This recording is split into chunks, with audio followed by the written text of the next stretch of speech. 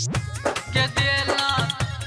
देला दिल पर जखम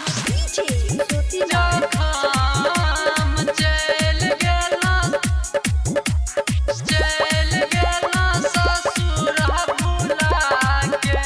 मंचला रिकॉर्डिंग स्टूडियो करिहा देला दिल पर जखम चल गेला ससुर भुला के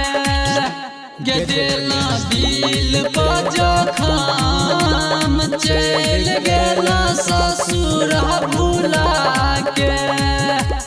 रखना रहियो तोरा दिल में बसा कर चल गेला अपन यार का भुला कर तोरा चलते नहीं जियबै गे हम चल गेला ससुर कना का गे देला दिल पर जखम चल गेला ससुर भुला के देला देला दिल पर जखम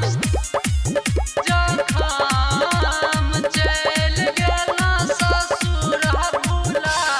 के हमरा जेका प्यार तोरा कोई नहीं देतो सोना कोई नहीं देतो सोना है गे कोई नहीं देतो सोना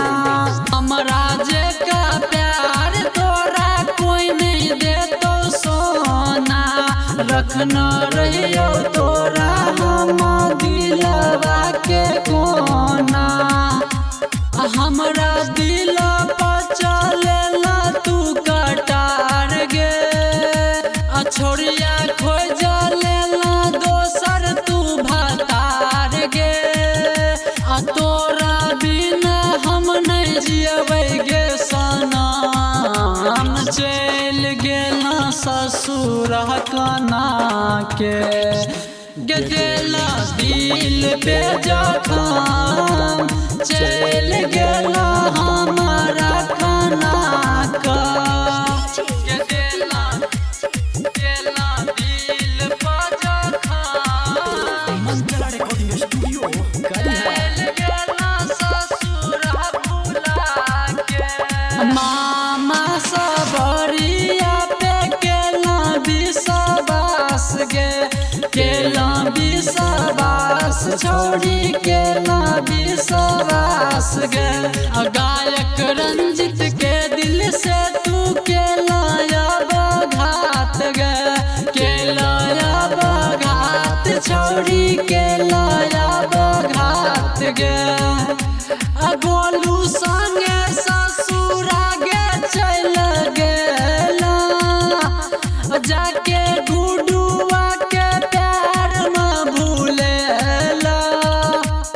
तोरा लगलौ नहीं कनियो शरम चल गेला ससुर कना के गे देला दिल पे जखम चल गेला हमारा कना का Sabarya Music